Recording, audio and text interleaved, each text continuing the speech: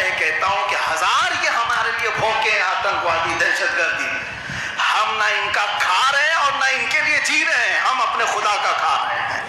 السلام علیکم۔ چلیے آج سب مل کر مفتی سلمان اظہری شیر ہندوستان کو سنتے ہیں اور ساتھ میں ری ایکشن دیتے ہیں۔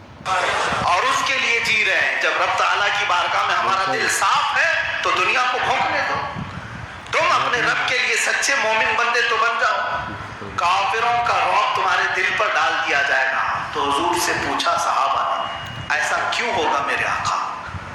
ان کا خوف ہمارے دلوں پر ڈال دیا جائے گا، ایسا کیوں ہوگا؟ رسول کریم صلی اللہ علیہ وسلم ارشاد فرماتے ہیں، جب 2 چیزیں تمہارے دل میں آ جائیں، اللہ نے یہ لکھ دیا ہے کہ غالب آئے گا اللہ عز و جل اور اس کے رسول۔ اللہ فرماتا ہے میں غالب آؤں گا ضرور ضرور اور میرے رسول۔ دنیا میں غلبہ ہوگا تو اللہ اور اس کے رسول کا ہی ہوگا۔ وقتی طور پر باطل طاقتیں، باطل طاغوتی طاقتیں اگر تھوڑی دیر کے لیے تخت پر آ جائیں یا اپنی طاقت کا مظاہرہ کریں تو یوں سمجھ لیں کہ یہ ایک چھوٹا سا وقت ہے، ورنہ ہمیشہ اللہ ہی کی عزت اور اس کے رسولوں کی ہی عزت ہوگی۔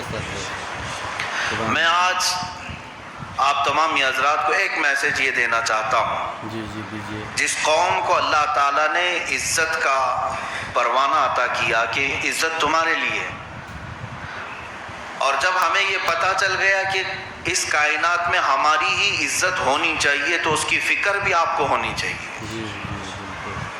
ایسا کوئی کام نہ ہو جس سے تمہاری عزت خطرے میں آئے، اور اس بات کا بھی خیال ہونا چاہیے کہ صرف میری ہی نہیں پورے مومنین کی عزت کا اللہ نے پروانہ عطا کیا، کہیں کسی ایمان والے کی عزت پر خطرہ آئے تو مجھے بھی بے چینی ہونی چاہیے۔ قرآن کا فرمان ہے کہ عزت مومنین کے لیے ہے۔ اللہ کے نبی صلی اللہ تعالیٰ علیہ وسلم نے تو یہ ارشاد فرمایا کہ میرے نزدیک مومن کی عزت کیا معنی رکھتی ہے جانتے ہیں؟ حضور اکرم صلی اللہ علیہ وسلم ارشاد فرماتے ہیں، یہ ذی الحجہ کا مہینہ تھا، ذی الحجہ کے مہینے میں 10ویں ذی الحجہ تاریخ بڑی اہم ہے، بقرعید ہوتی ہے اور حجاج اکرام کے لیے ایک بہت ہی عظیم دن ہے۔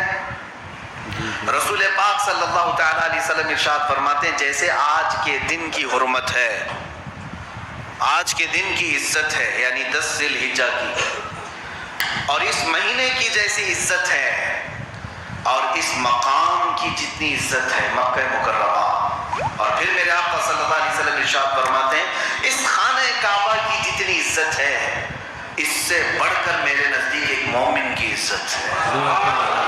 یہ رسول پاک صلی اللہ تعالیٰ علیہ وسلم کا فرمان عالی شان ہے۔ مومن کی عزت، مومن کا خون، اس کی آبرو خانہ کعبہ سے بڑھ کر کے۔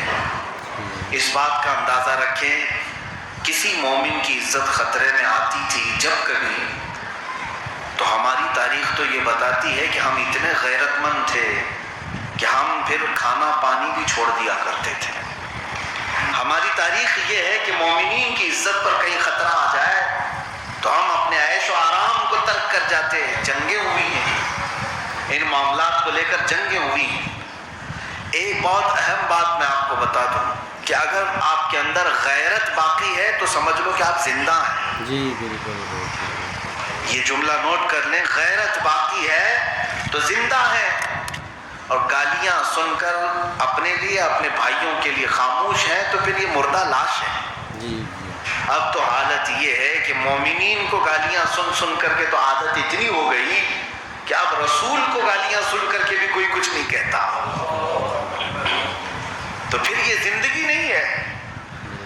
زندگی جس کے اندر موجود ہوتی ہے، جس کے رگوں میں خون دوڑ رہا ہے۔ میں آپ سے پوچھنا چاہتا ہوں کہ آپ کے گھر کے لیے آپ کا اتنا خیال ہوتا ہے کہ اگر آپ کے گھر کے اندر کوئی نظر بھی ڈال دے، عورتیں ہوتی ہیں، یا آپ کی عورت کی طرف کوئی ہاتھ بھی بڑھائے تو آپ کے اندر غیرت ہوگی تو آپ جواب دے دیتے ہیں اور اس سے لڑ پڑتے ہیں۔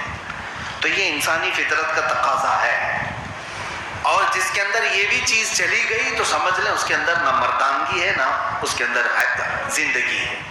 میرے عزیزوں، میں غیرت کی بات کر رہا ہوں، آج اس کو ہمیں دوبارہ اپنے دلوں میں زندہ کرنا ہے۔ بالکل بالکل، اپنی غیرت کو بیدار کرو، غیرت ایمانی، جو غلط چیز کو برداشت نہ کرے، اسی کو غیرت کہتے ہیں۔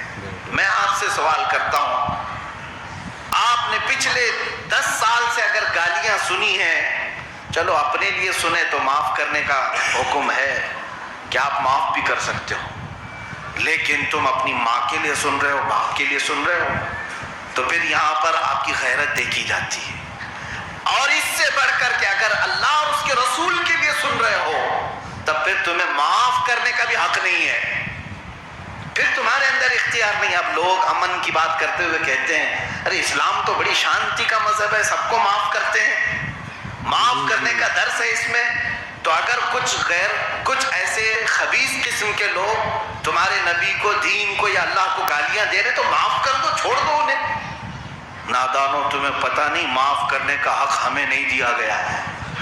رسول پاک صلی اللہ علیہ وسلم کی ذات پر، اسلام پر اور اللہ کی ذات پر اگر کوئی بھونکے تو ہم کون ہوتے ہیں یہ معاف کرنے والے؟ جی بالکل۔ اگر ہماری غیرت باقی ہے تو ہم اپنی جان بھی قربان کریں گے اور معاف نہیں کریں گے۔ یہی صحابہ کا مشن تھا، یہی صحابہ کا مشن تھا۔ صحابہ کرام رضوان اللہ تعالی علیہ مجمعین جو جنگوں میں گئے تو کیا ان کے اندر رحم کا مادہ نہیں تھا؟ وہ نہیں معاف کر سکتے تھے؟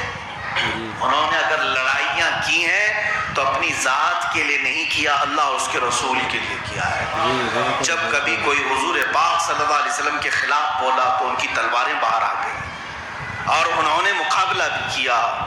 آپ کو میں سلطان صلاح الدین ایوبی کی بات بتاؤں، آج تاریخ کی کتابیں اٹھا کر کے پڑھ لینا، انگلش پڑھتے ہو، انگریزی پڑھتے ہو تو انگریز مؤرخین نے جو تاریخ لکھی وہ بھی پڑھ لینا۔ صلاح الدین ایوبی کی تاریخ میں انہوں نے کیا لکھا؟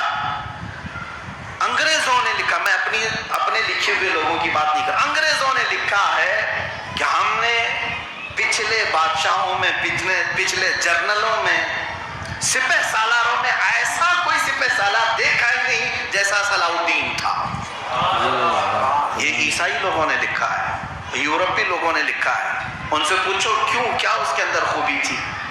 وہ کہتے ہیں کہ جو اس کے ساتھ 10 سال تک جنگیں لڑتا رہا، لیکن جب قید میں آیا تو صلاح الدین نے اسے آزاد بھی کیا، چھوڑ دیا۔